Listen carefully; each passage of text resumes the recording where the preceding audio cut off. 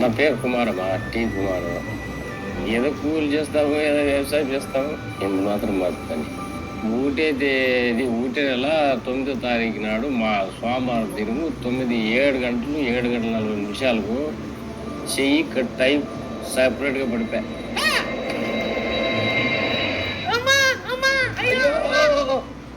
పడిపోయి ఎత్తుకొని మెడికల్ పోతుంది.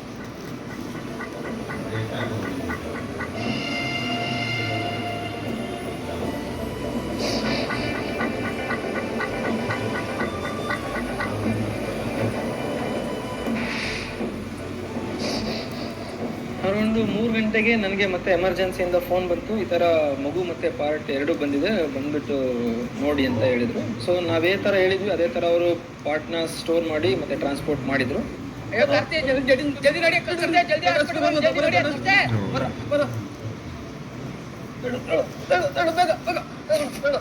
ಎನಿ ರೀಇಂಪ್ಲಾಂಟೇಷನ್ ಅಂತ ಬಂದ